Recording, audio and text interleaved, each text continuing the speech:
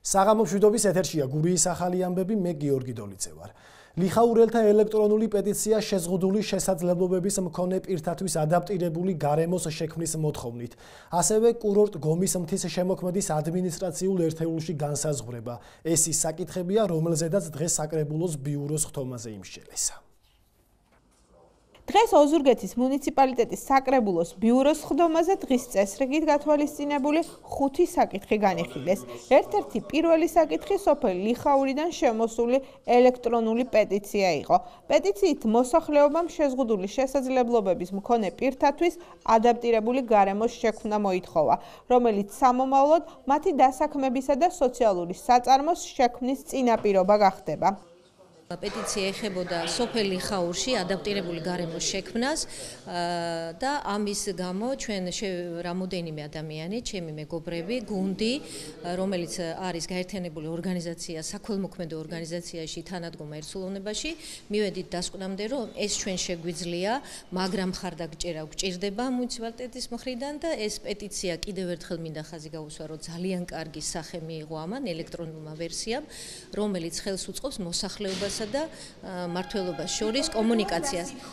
კონკრეტულად ვითხოვთ შეზღუდული შესაძლებლობის პირთა ადაპტირებული გარემოს შექმნასა და მათი საჭიროებების ხელშეწყობას. ეს პეტიცია გაითვალისწინებს გამოყვანას ფსიქოლოგიურად ამ შეზღუდული შესაძლებლობის მქონე პირების ემოციურად დაეხმარება და ისინი იგრძნობენ უფრო თავს დაჯერებულად, რომ სახელმწიფო ადგილობრივი თვითმმართველობა კი ზრუნავს მათ შესახებ, ისინი ყველაფერს ცდილობენ იმისათვის, რომ მოხდეს ამ ადამიანების ადაპტირება და სოციუმში ინტეგრირება. ბიუროს წევრებმა ასევე კურორტ გომის მთის სოფელ შემოქმედის ადმინისტრაციულ საზღვრებში მოქცევის თემასთან დაკავშირებით მერიის შესაბამისი სამსახურიდან ინფორმაცია მიიღეს. კურორტ გომისთან დაკავშირებული საკითხების მოგვარების მიზნით მუნიციპალიტეტის მერიას შექმნილი არის სამუშაო ჯგუფი, სადაც მონაწილეობას ღებულობს როგორც საკრებულოს, ასევე მერიის წარმომადგენლები და მოწვეული ექსპერტები. თქვენ იცით, რომ მომზადებული არის კურორტ გომის მთის განაშენიანების გენერალური გეგმა და ამ გეგმის დამტკიცების ერთ-ერთ პირველ ნაბიჯს წარმოადგენდა, რომ კურორტი გომისთან უნდა მოქცეულიყო რომელიმე ტერიტორიული ერთეულის საზღვრებში. ჩვენ გვქონდა დეკემბრის ბოლოს შეხვედრა შემოქმედის მოსახლეობასთან, სადაც გავაცანით ჩვენი მოსაზრება, რომ კურორტი გომისთან მოექცეს შემოქმედის ადმინისტრაციული ერთეულის საზღვრებში. ამის შემდეგ უკვე მოხდება მთავრობის მიერ ამ ჩვენს მიერ წარდგენილი წინადადების დამტკიცება და გადავალთ შემდგომ ეტაპზე, როცა საკრებულო მოახდენს გენერალური განვითარების გეგმის დამტკიცებას. ეს არის პირველი ეტაპი, პირველი ნაბიჯები იმისათვის, რომ კურორტი უკვე ცივილური გახდეს. დღევანდელ ბიუროს ხდომაზევე იმსჯელეს უძრავ-მოძრავი ქონების საპრივატიზაციო ნუსხის დამტკიცებისა და აუქციონის ფორმით სარგებლობის უფლებით განკარგვაზე. აღნიშნული საკითხები დარგობრივ კომისიებს დაეწერებათ განსახილველად.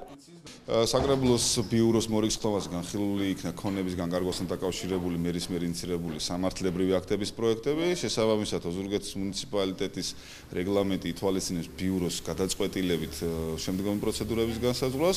ეს საკითხები შესასწავლად დაეწერა დარგობრივ კომისიას, ქონების მართვის კომისიას, რომელმაც ბიუროს მორიგის ხდომაზე 28 იანვრისთვის წარმოადგენს დასკვნები, მოსაზრებები, რეკომენდაციები ამ საკითხების ირგვლივ შემდგომ რა პროცედურები განხორციელდეს აღნიშნულ საკითხებთან დაკავშირებით. ოზურგეთის მუნიციპალიტეტის საკრებულოს ბიუროს მორიგის ხდომა 28 იანვარს გაიმართება, სადაც დეპუტატები აღნიშნულ და სხვა საკითხებზე იმსჯელებენ. ოზურგეთის საკრებულოს ინფრასტრუქტურისა და სივრცითი მოწყობის კომისიის თავმჯდომარემ ლავრენტი ბიგვავამ ამომრჩეველსა და საკრებულოს წევრებს საქმიანობის 1 წლის ანგარიში ჩააბარა. ოზურგეთის მუნიციპალიტეტის საკრებულოში საკრებულოს წევრის ლავრენტი ბიგვავას 1 წლის საქმიანობის ანგარიშის წარდგენა მოეწყო. ლავრენტი ბიგვავამ 2018 წელს გაწეული საქმიანობა ამომრჩევლისა და დეპუტატების წინაშე საკრებულოს ხდომათა დარბაზში შეაჯამა. ბიგვავამ საანგარიშო პერიოდის მიხედვით სტატისტიკურ მონაცემებთან ერთად იმ სამართლებრივ აქტებზე გაამახვილა ყურადღება, რომლებიც უშუალოდ მისი ჩართულობით საკრებულოში განიხილეს და შესაბამისი გადაწყვეტილებებიც მიიღეს. საკრებულოს წევრის უფლებამოსილების ფარგლებში ბიგვავა აქტიურად მონაწილეობდა 2019 წლის ბიუჯეტის პროექტის შედგენაში, დასუფთავების მოსაკრებლის შემოღებისა და გადახდის ინსტრუქციის ცალკეული მუხლების დაზუსტებაში, 2017 წლის ბიუჯეტის შესრულების წლიური ანგარიშის დასკვნის მომზადებაში. კურორტ გომის მთის მიწათსარგებლობის გენერალური გეგმის დამტკიცებასთან დაკავშირებული ღონისძიებების შემუშავებაში. ეს იმ სამართლებრივი აქტების მცირე ჩამონათვალია, რომლებიც ლავრენტი ბიგვავას საქმიანობის წლიურ ანგარიშში აისახა. საანგარიშო პერიოდში შევხვდი 700-ზე მეტ ამომრჩეველს. უნდა აღვნიშნო, რომ მათ მიერ დაყენებული წინადადებების თითქმის 90-92%-ზე მეტი განხორციელებული ხლა ჩემი უშუალო მონაწილეობით. მე აქტიური მონაწილეობა მივიღე აგრეთვე იმ პროექტების განხორციელებაში, რომელიც ინფრასტრუქტურული სამუშაოების სახით განხორციელდება მერიის მიერ. ჩემი უშუალო თანადგომით და მაჟორიტარი დეპუტატის, ოზურგეთის მაჟორიტარი დეპუტატის ძალისხმევით მოხერხდა ის, რომ მიმდინარე წელს უკვე დაიწყება ანასეულის წყალმომარაგების ქსელის რეაბილიტაცია. დღეს მოვისმინეთ ოზურგეთის მუნიციპალიტეტის საკრებულოს წევრის ლავრენტი ბიგვავას საქმიანობის ანგარიში მოქალაქეებთან ერთად ვესწრებოდით საკრებულოს წევრები.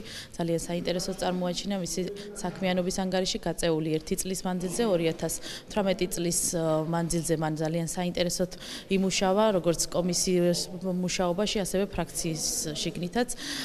ჩვენ კიდევ ძალიან საინტერესო პროექტებს გვეგმავთ ერთობლივად განვახორციელოთ. ოზურგეთში სოფლის მხარდაჭერის პროგრამის ფარგლებში მოსახლეობასთან შეხვედრა გაიმართა. ხელისუფლების წარმომადგენლები ამჯერად დაბა ნარუჯისა და ლაითურის მოსახლეობას შეხვდნენ და ადგილობრივებს სოფლის მხარდაჭერის პროგრამის შესახებ დეტალური ინფორმაცია მიაწოდეს. ოზურგეთში სოფლის მხარდაჭერის პროგრამის ფარგლებში მოსახლეობასთან შეხვედრები უკვე დაიწყო. ამჯერად ხელისუფლების წარმომადგენლები მოსახლეობას დაბა ნარუჯასა და დაბა ლაითურში შეხვდნენ. ხელისუფლების წარმომადგენლებმა ადგილობრივებს სოფლის მხარდაჭერის პროგრამის შესახებ დეტალური ინფორმაცია მიაწოდეს.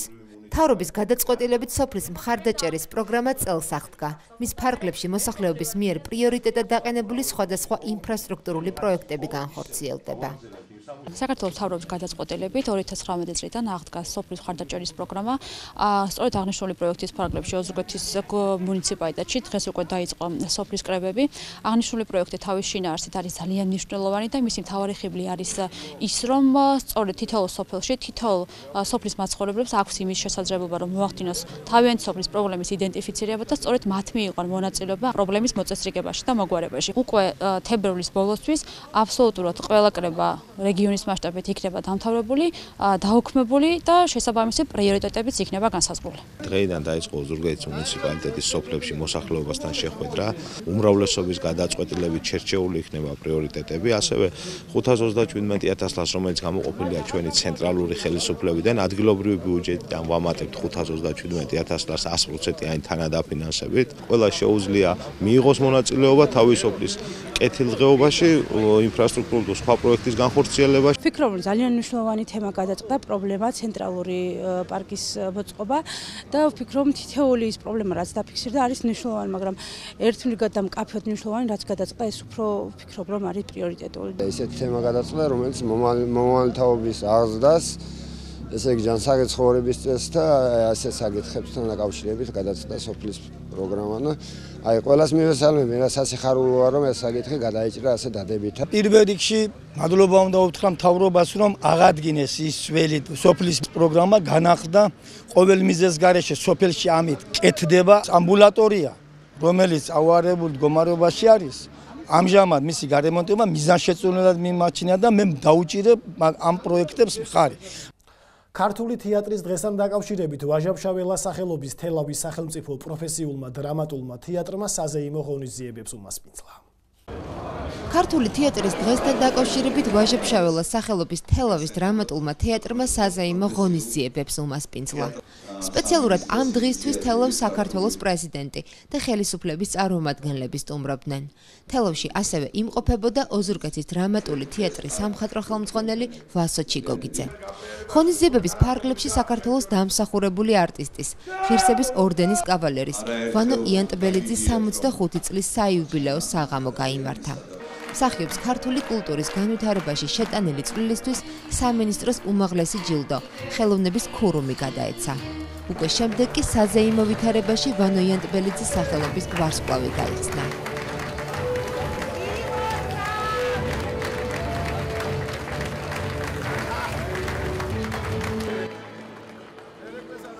მადლობა ჩემთვიაც უღრესი მადლობა საქართველოს საზოგადოებრივ თეატრალურ სამინისტროს ყველა ჩემს მეგობრებს ჩემს უახლოეს ადამიანებს რომელთაც ეს განდაზიდრე მაჩუქა და ყველა იმ სიტყვას სინტაზის მოდერებისთვის რაც მე დღეს ვიგრძენი რასაც აქამდე ვგრძნობდი უღრესი მადლობა მოგეხსენებათ რომ სამინისტროს ინიციატივით ბოლო რამოდენიმე წელია არა თბილისში არამედ რეგიონებში აღინიშნება ეს პროფესიული დღესასწაული და მიხარია რომ ახალციხის ჭიათურის შემდეგ დღევანდელი დღეს უკვე ქართული თეატრის დღე სწორედ აქ კახეთის გულში თელავში აღინიშნება ეს არის უზარმაზარი ზეიმი თელავში და ეს არის სრულიად საქართველოს სრულიად ქართული თეატრის და არა მარტო ქართული თეატრის ზეიმი ჩვენთვის თელავის თეატრი და საერთოდ თელავი მაჩაბელას თეატრი თქვენ კარგად მოგეხსენებათ ეს არის უპირველესი ქართული თეატრი და ულოცავ რა თქმა უნდა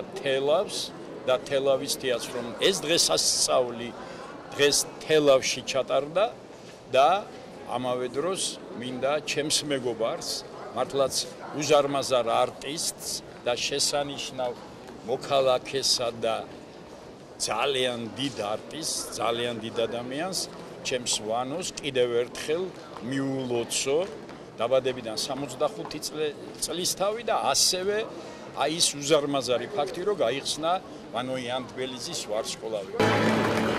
დღეს ოზურგეთის საჭადრაკო კლუბში ტრადიციული საახალწლო საშობაო ტურნირი დასრულდა. საშობაო ტურნირის პირველი და მეორე ადგილები გივის სიამაშვილმა და თენგიზ თოიძემ გაინაწილეს. ოზურგეთის საჭადრაკო კლუბმა ტრადიციულ საახალწლო საშობაო ტურნირს უმასპინძლა. საჭადრაკო ასპარეზობაში გამოცდილმა და მოყვარულმა მოჭადრაკეებმა მიიღეს მონაწილეობა, მათ შორის 10 წლის თენგიზ თოიძემ. პარტიები დაძაბულად და საინტერესოდ წარიმართა.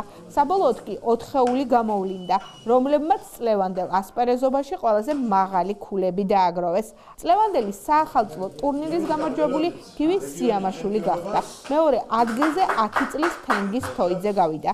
მესამე ადგილი ელგუჯა ურუშაძემ, მეოთხე კი თორნიკე მახარაძემ დაიკავეს. ტურნირის პრიზიორებს სიგელები და ფასიანი საჩუქრები გადაეცათ.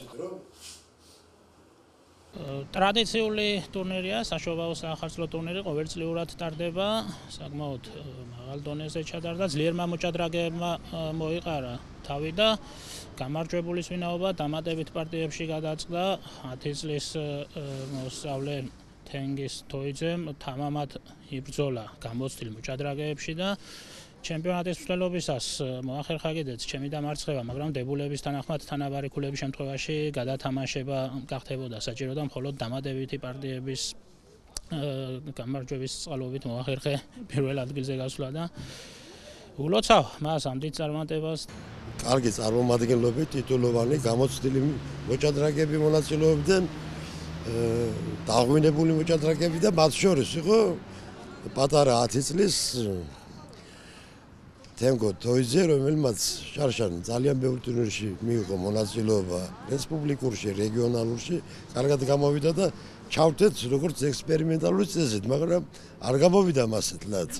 მან ჩაერია ამ გამოცდილებს ერთი თამაში წააგო მხოლოდ, ერთი თამაში წააგო ასე პირველ ადგილზე გასულმა გივის სიამაშვილმა, სხვათა შორის გივის სიამაშვილს მოუგო მან თანაბარი ქულები დააგროვეს, მაგრამ დებულება შეწერა, რომ დამატებითი პარტიები უნდა გამართულიყო ბლიც პარტიები და ამ პარტიებში როგორც მოსულოდნელი იყო გივი გამოცდილებით აჯობა და მოუგო. ოზურგეთის საჭადრაკო კლუბის მიერ დაარსებული საახალწლო საშობაო ტურნირი 1 წლით დაგვემშვიდობა. ასეთი გახდა დღევანდელი საინფორმაციო გამოშვება. მე ურშაბათამდე გემშვიდობებით, ბედნიერ უქმეებს გისურვებდა.